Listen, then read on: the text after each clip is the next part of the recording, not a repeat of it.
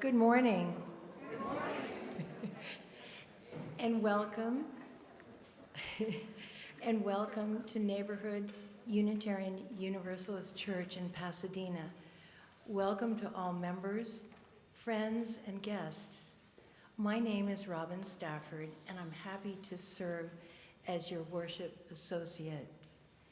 Neighborhood Church creates and grows an inclusive community of faith connected by love, spirit, and service.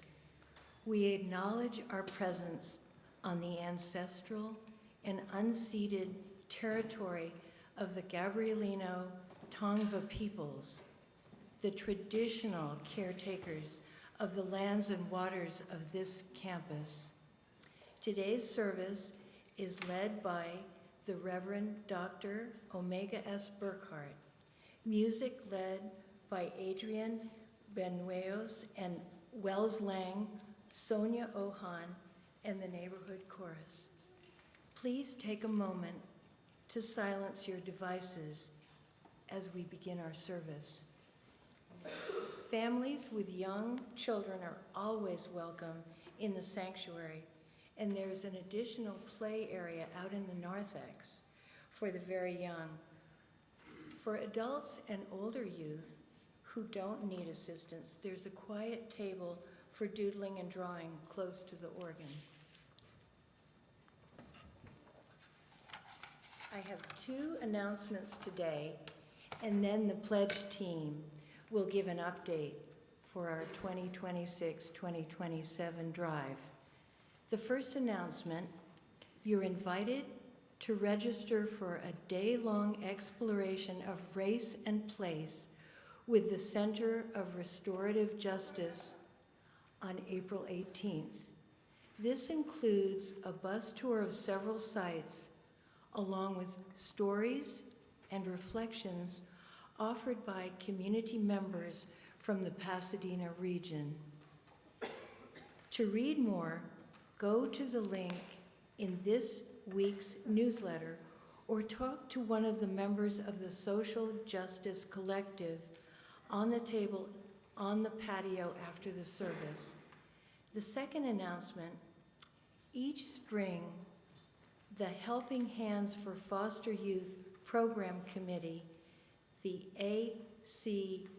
ACAC, leads an effort for our congregation to share love and encouragement with local foster youth by providing spring Easter gifts.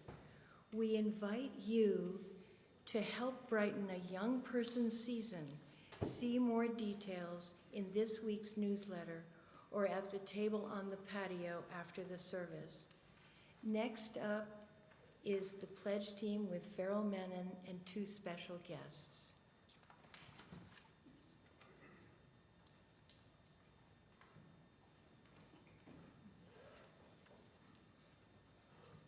Good morning. Here I am again, and you got a few more weeks to see me. I'm by myself today, but the other members of the pledge team are Kevin Croker and Sarah Marcotte. And as I think many of you know, the service for Sarah's husband was yesterday. Kevin is probably in Hollywood now. He's running the marathon, and I told him that we would send him cooling thoughts since it's hotter than they expected. So we're here for another pledge reminder. And one of the things that I thought about, and what we have done to talk about what was wonderful about the church, we forgot, and how could I forget, to be grateful for the flowers and our flower team that does such beautiful work every Sunday for us.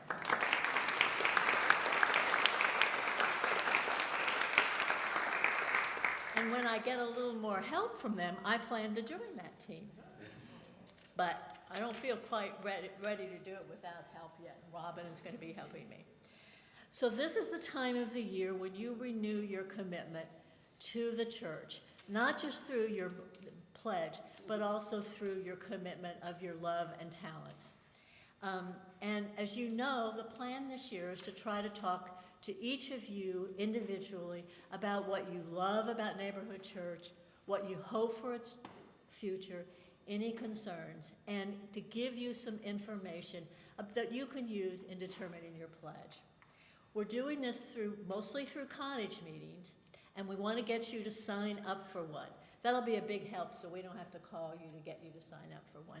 There's one today with space in it, so please go to room 4 if you would like to go to one of the meetings. And there are other meetings on the next several Sundays, on Thursday nights, and on Zoom. So we have sign-up sheets on the table, and you can sign up online. So please sign up. I've heard that there was one last week, and I've heard they're very interesting and enjoyable, and maybe even a little educational. So do you want me to introduce Warren and Lisa? So now we have Warren and Lisa Ye, who are going to talk to you about why they pledge, and they are newer members, so we're excited to have them talk about why they pledge to Neighborhood Church.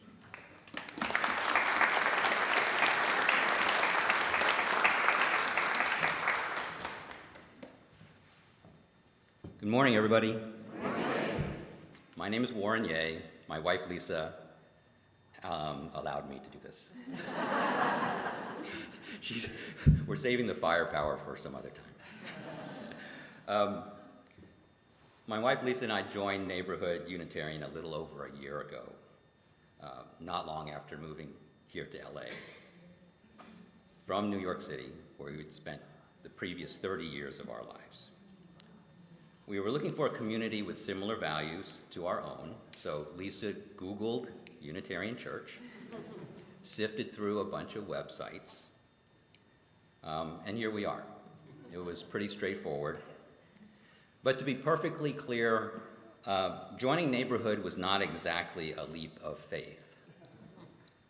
We've been Unitarian since 1991, and we were active participants in our last church. So we wanted to continue to be part of a spiritual community that's focused on values that we care about: justice, equality, transformation. Transportation's also good. Pluralism, interdependence, and generosity. And we found that here at Neighborhood. One of the first people that we met when we came to Neighborhood was Ginger Fury.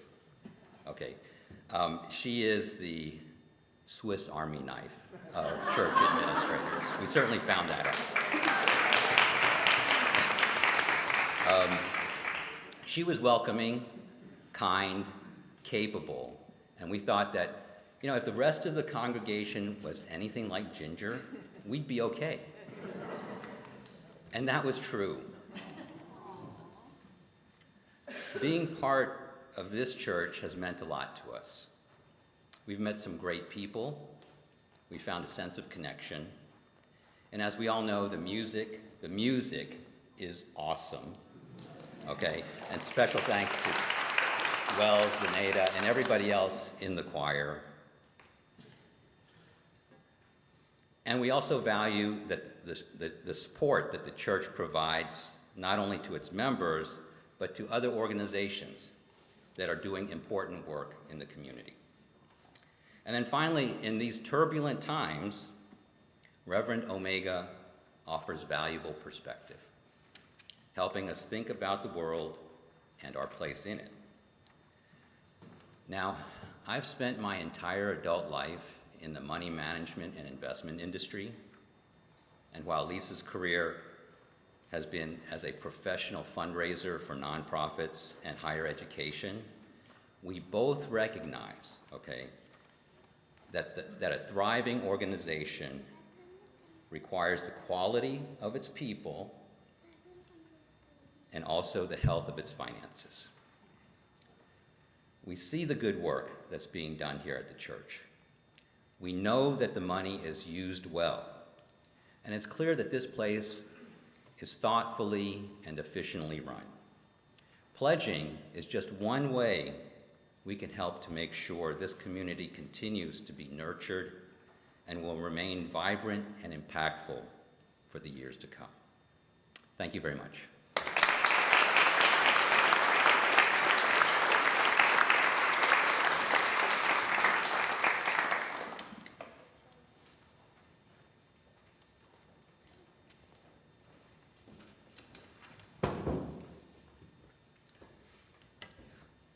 Our order of service this morning is available as a link in the Sunday email and online by scanning the QR code on the back of your hymnal with your phone camera.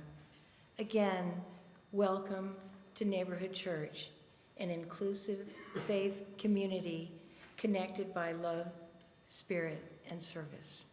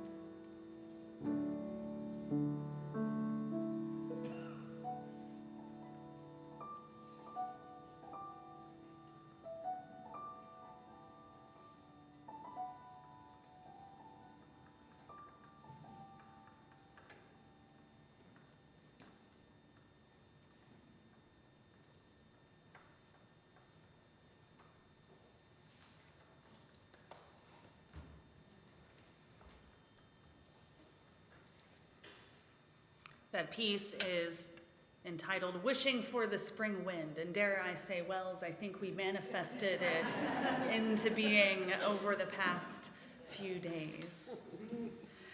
We gather today to pay attention together. Some of us paying attention to the clock as we leapt forward in time. We gather to honor the slowing down and the observing of the world in which we live. We gather to know that we are part of a great community within these walls, yes, but also beyond them, a great community that crafts the world of the now and the future.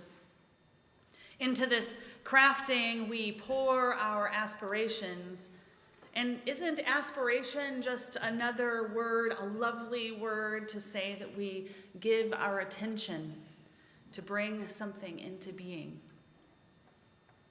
In this journey, we are guided by those who came before us, those who have shaped our spaces and our places where we live and grow and gather now.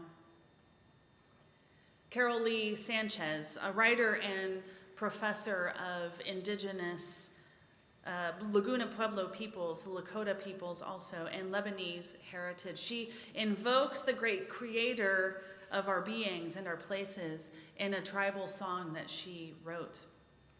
As we light our chalice this morning, let the words of this song flow through us, tying us to those who came before us and shifting our perspective as we become aware of the great galaxy that she, the great creator, made for us as our home. And these are the words of her song. She is here all around us. She is here deep inside us. She is here and everywhere.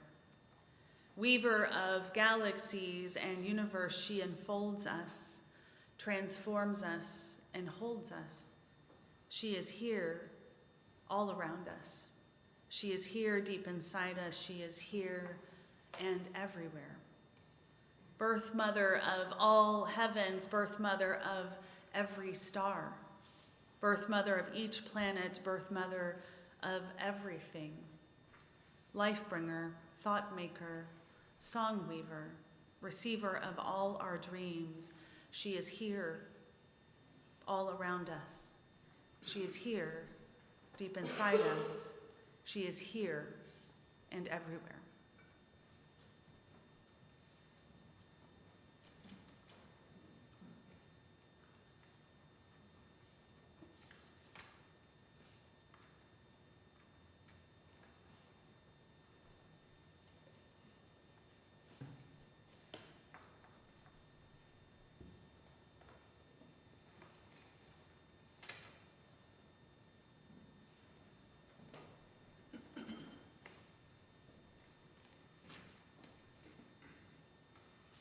I invite you into a moment of centering this morning. I'd like to share with you a reading, so find yourselves in this space and time. This is a meditation on what you missed that day in 4th grade when you were absent from school. Mrs. Nelson explained how to stand still and listen to the wind that day, and how to find meaning in pumping gas, how peeling potatoes can be a form of prayer.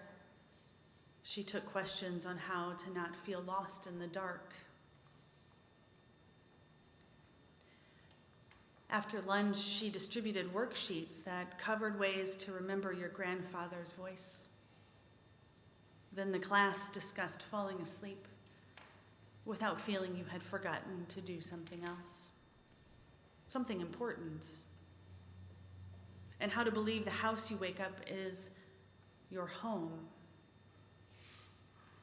This prompted Mrs. Nelson to draw a chalkboard diagram detailing how to chant the Psalms during a cigarette break, and how not to squirm for sound when your own thoughts are all you hear, and also that you are enough. The English lesson that day was that I am is a complete sentence. And just before the afternoon bell, she made the math equation look easy, the one that proves that hundreds of questions, and that feeling cold and all those nights spent looking for whatever it was you lost, and one person add up to something. This poem is entitled, What You Missed That Day You Were Absent from 4th Grade, written by Brad Aaron Maudlin.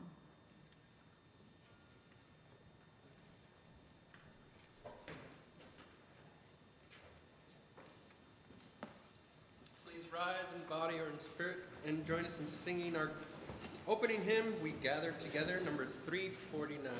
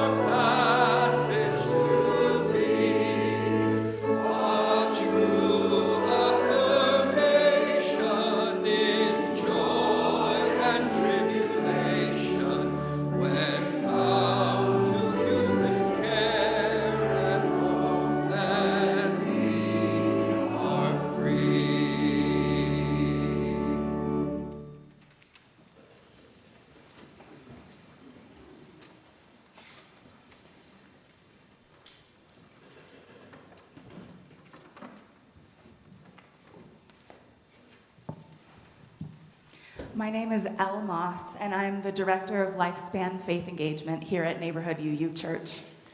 I'd like to invite the children and youth to come up for a story.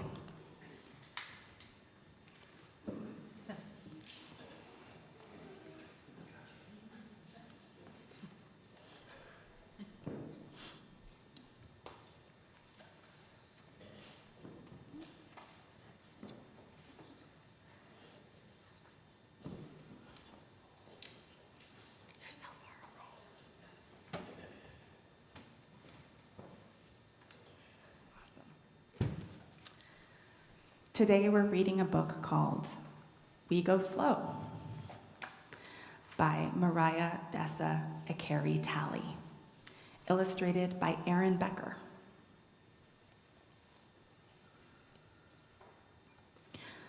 Mornings are soft laughter, fresh bread, nutmeg and coffee smells. Mornings are stories, cool, crackling records, and trying to remember last night's dreams.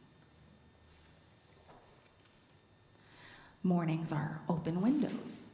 Look at that sky and palms of light that wave us outside.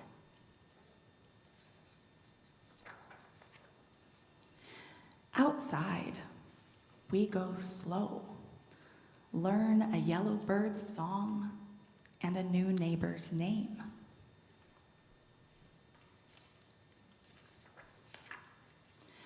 We watch a shy sunflower giggle with a breeze.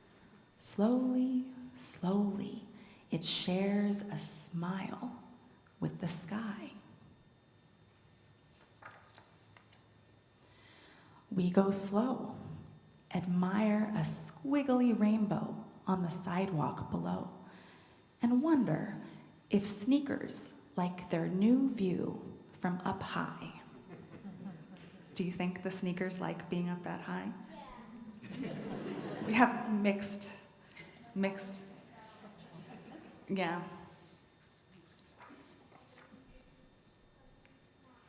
Yeah, we join a busy, buzzing line. Add a pinch of chili and a twist of lime to bright, bold slices of ripe sunshine.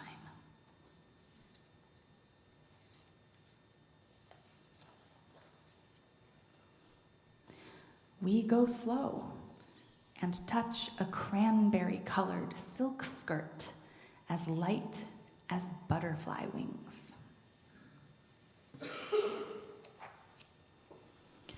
We hear hope unfold over steaming cups of chai, in the call of a vendor, in the thump, thump, thumping songs from cars passing by.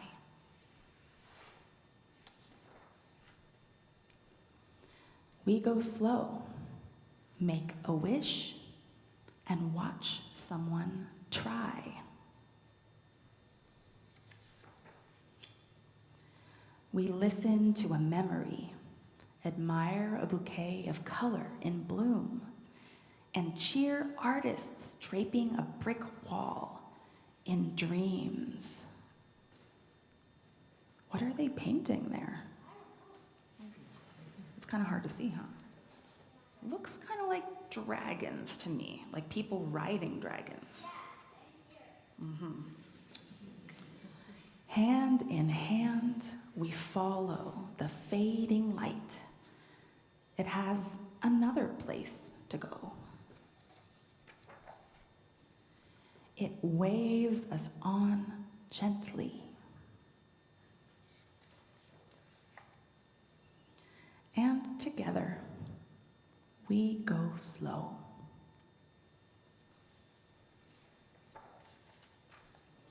And they're back home. Yeah, there they are. They went around in a circle. They took a walk, and then they go, goodbye. There they're going into their house. All right, that's our story for today. Join me in singing the kids out to their classes.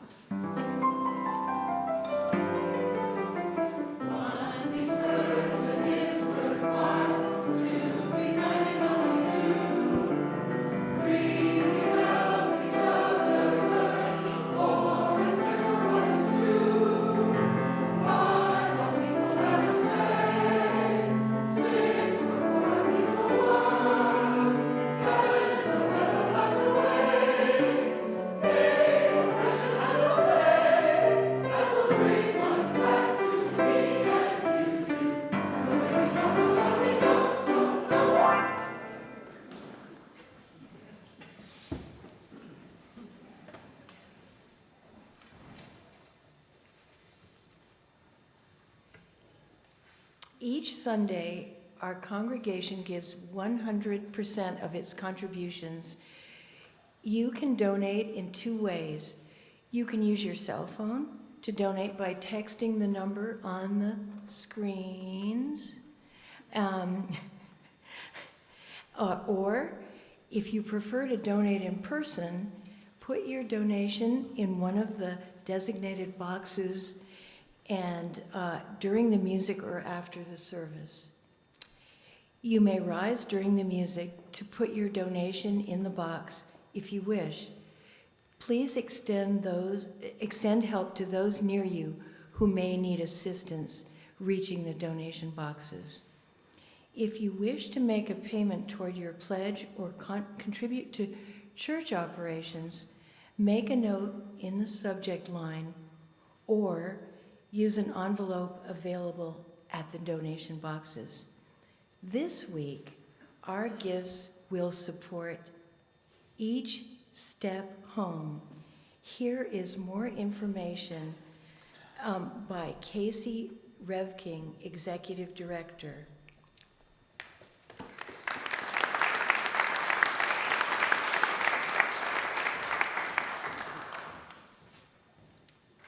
Hi, thank you for having me. My name is Casey, and I am the executive director of a group called Each Step Home. We reunite families and migrant families and fight for detained migrant children. I got into this 8 years ago when I heard that the administration was separating families at the border, and I just wanted to do something.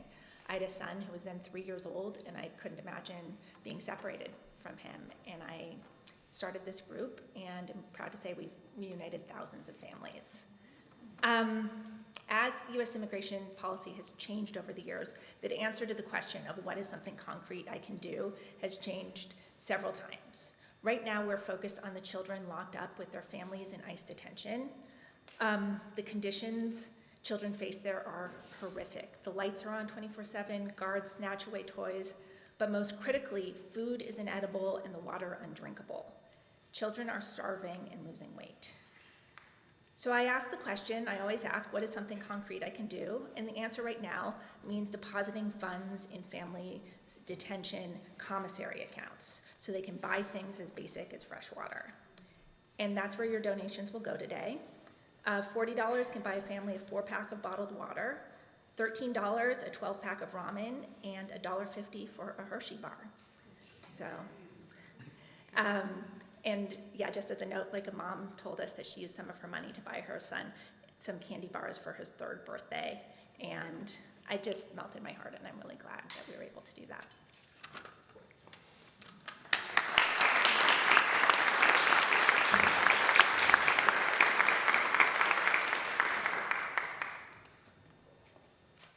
Thank you for giving generously.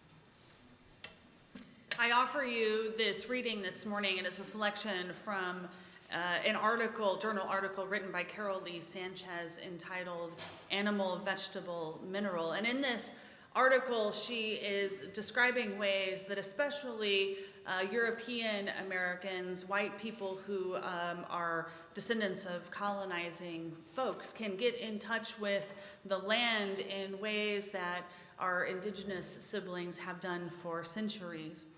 So she situates her suggestions in a series of acts that we can do. to become more closely related to that which is around us. She writes this: "Where you live now was once home to your Native American ancestors, hundreds or possibly thousands of years ago. Who were they? What is the history of the place where you live?" Then she asks us to consider how we came to this place. When did our families arrive? Where did they originate? She suggests that we write our own migration story. Then she says, center yourself in the region where you make your home and introduce yourself to the spirits of your place. Greet the plant, creature, mineral, wind, water, earth, and sky spirits. Make a song to them. Do this in a sacred manner, and you may be surprised what you will begin to notice happening around you.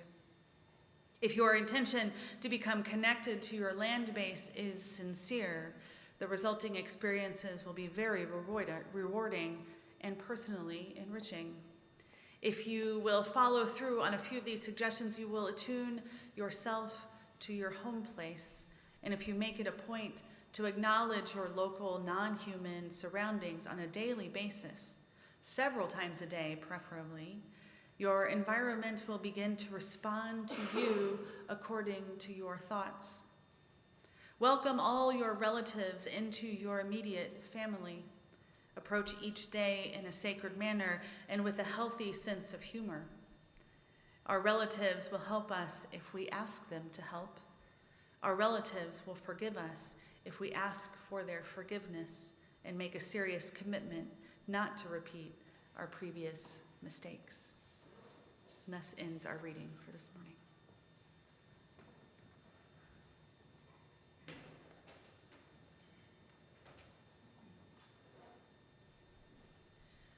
I will be performing a piece set to a poem by Robert Browning, which reads, "The years at the spring and days at the morn, mornings at 7, the hillsides dew pearled, the larks on the wing, the snails on the thorn, God's in his heaven, all's right with the world."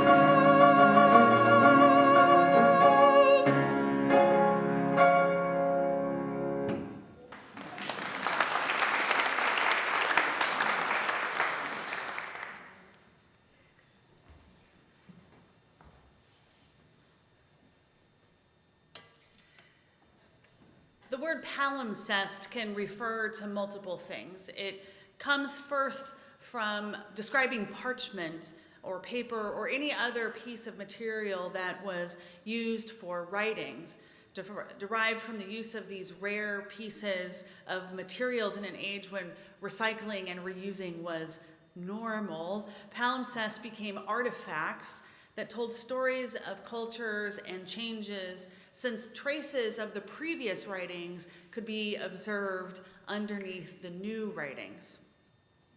Now, a palimpsest is also seen in geography all around the world, especially when we think of some of the world's great cities as cultural palimpsests. Rome is a good example of this, with its ancient architecture visible right in the middle of a thriving modern metropolis. El Distrito Federal, or the city of Mexico City, a sprawling city, was set intentionally by colonizers right at the seat of Toluca and Mexica, or Aztec, power. That is a palimpsest. In southern Spain, another example is even seen in the great religious institutions themselves, the buildings. The mezquita, for example, shows the influence of pre-Roman, Roman, Catholic, Islamic, and Jewish architecture, all in the space of one building, evidence, of course, of centuries of domination and capture. But what I think these buildings also show on some level is a desire that we humans have to preserve what came before, to not knock it down completely, but to somehow preserve it and its history. In the case of southern Spain, for example, in the Middle Ages, there was a time when all three major world religions flourished at the same time in the city. Muslim, Jewish, and Christian leaders all learned from each other. They lived amongst each other and mutually supported each other's thriving. This architecture is a relic of that time, to be sure, but it does point to that delicate balance of preservation and celebration, along with putting your own mark right in the middle of somebody else's mark that came before. This month, as we engage with the theme of paying attention, I invite you to consider the ways in which your surroundings have been formed by layers of people and civilizations who come before us, the palimpsests that surround us in our daily lives. Now, I don't know about you, but I think about geography and development by humans as sort of forcing our attention to focus on very specific things. I've always had a geographically informed mind and curiosity. My husband jokes that I am constantly building a map in my head, which is true, because usually when I arrive somewhere one time, I can get back there without a map, even from a different route. I find that to be intriguing and exciting. I've gotten lost twice. Once was in Lisbon, and the other was in Waukesha, Wisconsin. None of you have been to Waukesha, but it's confusing for a very small town. Maybe because of this, I'm always curious about choices, about road signs. Why did they put it there? Why does it say that? Why do the roads themselves exist where they are? Who were the ancient peoples or tribes, or maybe even the modern urban planners that decided that here, right here, was a great place to create a community? And why? Was it the stream that once ran through here that no longer does? Or maybe it was abundant fruiting trees that used to be here but aren't here anymore? Was there a settlement here that was easily integrated into, or maybe easily defeated by someone else? Who chose the sidewalk and planted the tree outside my office window? Who created a trail, and then who left the trail that goes into the valley right over here on the side of our building? The one that goes down through the trees into the area where the Rose Bowl is. Someone decided to put it there, and someone else decided to leave it. This isn't just a relationship with the land and its architecture, although it is that, but it's paying attention to the palimpsest of cultures that have created and recreated geography and our spacescapes in which we live.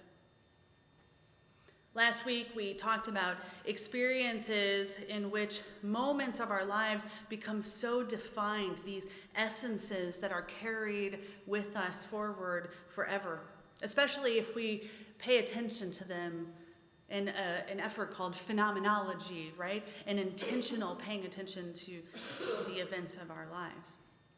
And curiously, I find that the study of places, at least for me, getting to know a location, its geography, and all of the layers of influence over that space from time and people, is also a study of time. The study of places is also a study of time for me, because nothing is static, right? Nothing is static when we talk about place. Time changes everything, whether that's the weather itself, or animal inhabitants, or human cultures. Paying attention to how those changes come about can inform us about our own presence right now and what we will carry into the future. And this paying attention to place and these layers of community and culture for me has been a spiritual act on many occasions. And maybe for some of you it has too. I suspect yes. I have stood on the Great Plains of Kansas and seen the wagon wheel ruts from those who came before, ruts that cross or go alongside the modern turnpike where people are now driving 80 miles an hour. Wagon wheel ruts that after hundreds of years have not disappeared, and yet flowers are growing up in them now. I, like many of you, have stood at the side of the Angeles Crest Highway and looked out at the expanse of Los Angeles spread before me, before this mountain range. And I've been awed by the layers of civilizations that have found this area here a home, way before my tiny arrival. But it does make me wonder, what will come next? What will be there in 200 years? How will it look different? How will we be as a people?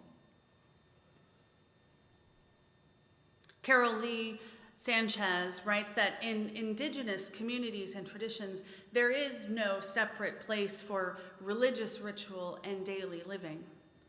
They are one and the same.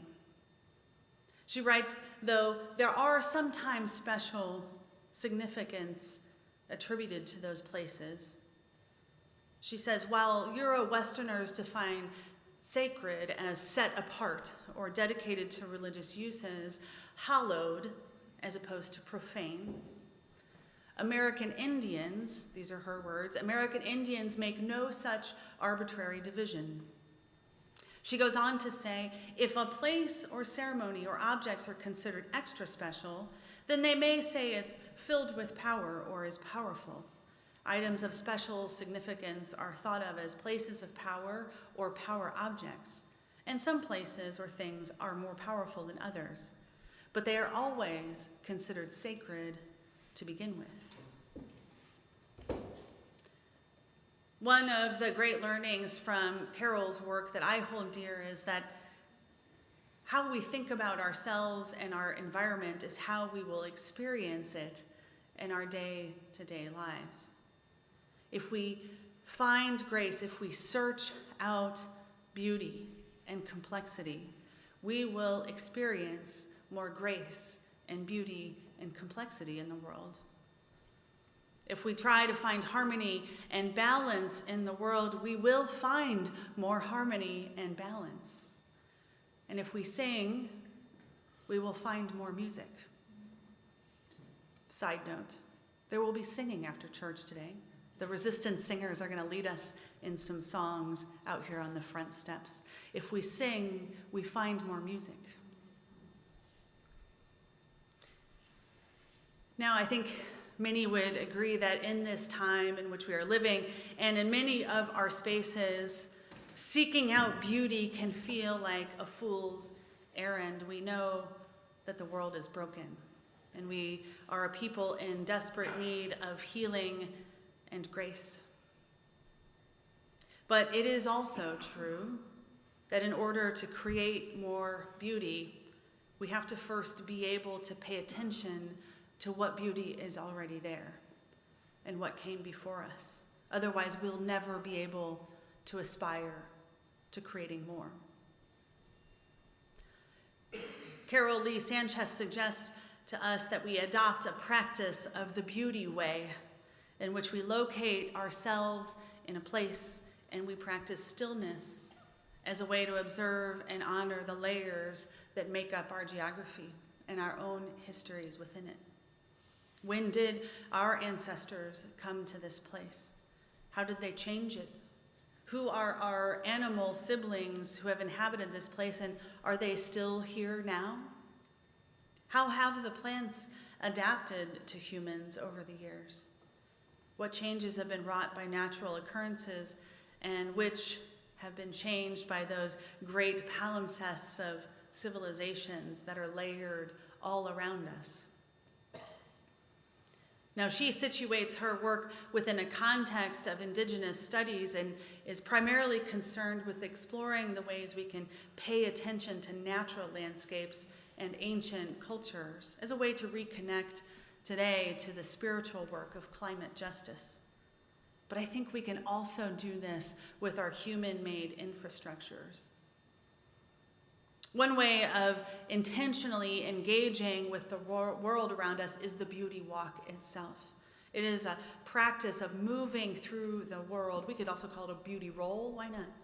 A beauty crawl, maybe, for some of us. It is a practice of slowing down and observing the ways in which we are part of this world, not separate from it, and then appreciating it, really seeing it, smelling it, experiencing it with our senses, paying attention to it, the folding and the unfolding of cultures and changes in our environments. All of these are ways that we will deeply come to respect the ecosystems and cultural systems that support our thriving.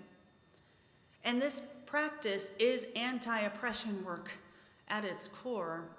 It is also an antidote to extractive capitalism that forces us all right now to always feel like we need more and more and more. This practice asks us to slow down and appreciate what is here. Now, true confession, it is easier for me to engage in this practice of the beauty way or the beauty walk in places where I am further away from traces of humankind, where nature seems more untouched, let's say, walking through the forest or on the ocean.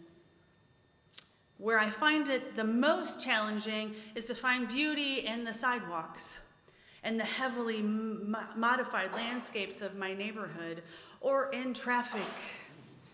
When was the last time you tried to focus on the beauty of the palimpsest of cultures and geography when you were stuck on the 5 trying to get past the Stadium Way exit? But you'll be there at some point. You're gonna go to a baseball game. You're gonna try and connect to the 110 to go through downtown. And I want you in that moment to find it. I've managed to catch glimpses of it, and it is my intention to live in those moments, those tenacious wildflowers and the weeds that somehow are poking up on that exit ramp that doesn't even seem possible.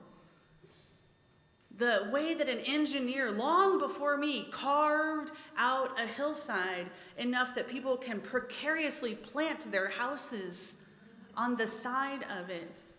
The entire civilizations that were here before me that thought that these same pathways through the foothills were the most convenient ways to travel through their hunting or fishing areas. And here we are, we're on the same path, traveling the same route. That's incredible to me and beautiful. What would it be like to make this a more intentional practice every day? What beauties could we see in these layers? What traumas could we address? What connection could we find with the sacred when we look for connection in the most mundane, in the most secular, in the most profane alleys and sidewalks of our neighborhoods? This spring, we'll have 2 opportunities as a community here in this church to continue to explore our connection to history and to place, to appreciate the beauty and the complexity, the trauma and the pain in this region that has formed us for who we are now. The first will be the celebration of the culmination of the Truth and Reconciliation Project. It's not the end of the work. It is a celebration of an art installation that will take place on this campus on March 29th. And the second one will be the pilgrimage through Pasadena that the Social Justice Collective is organizing in relationship with Troop Unitarian Universalist Church and the Center for Restorative Justice. More details of both of these will be unfolded in the coming days and weeks, but you can also chat with folks at the Social Justice Collective table. It was formerly known as the Rapid Response Network, but now we are embracing a different term. You can chat with folks at that table for more information. Both of these upcoming events are opportunities for us to appreciate our layered history, the history of place, the history of culture, to better understand our now so we can be better prepared for our future. Pay attention to your surroundings, the land masses and the trees and the ecosystems that form this place. Look for the layers of cultures that came before and the complexity of the ones in which we live now. Be attentive to their teachings, and we might just find a more beautiful and harmonious way of moving into the future. When we seek the beauty and wonder of creation, writes Carol Lee Sanchez, creation responds by bringing more beauty and wonder to be glad about and to be thankful for. May it be so.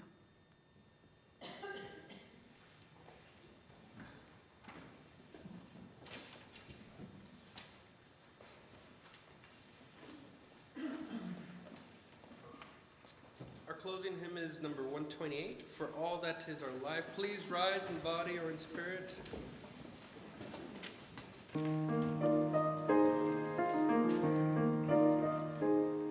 For all that is our life, we sing our thanks and praise. For all that is a gift which we are called to use to build a common good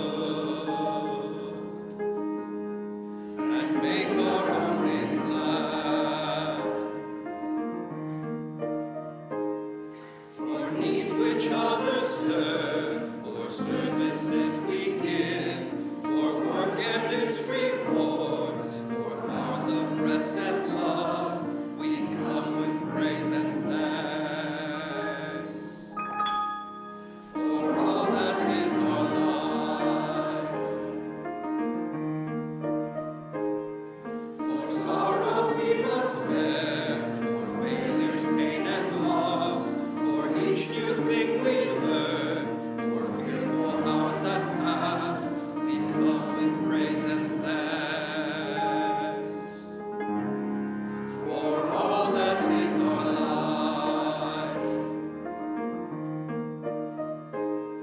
for all that is our life, we sing our praise and praise. For all life is a gift which we are called to use to build a common good and make our own days glad.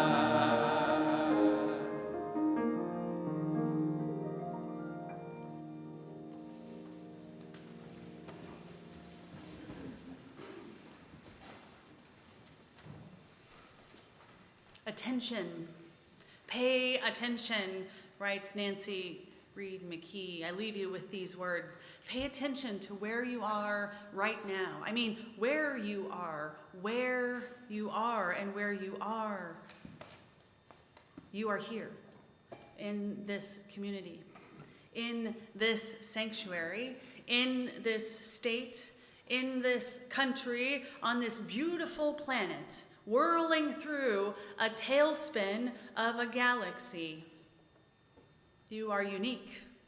You are made of cells and hormones. You are a mix of thoughts and emotions and values. You are the inheritors of your parents and ancestors' dreaming. You are part of the human inhabitants on this earth. You exist. You are breathing. You are still. You are connected. You are present. You have a holy spark inside you. You are here now. You are paying attention. Blessed be.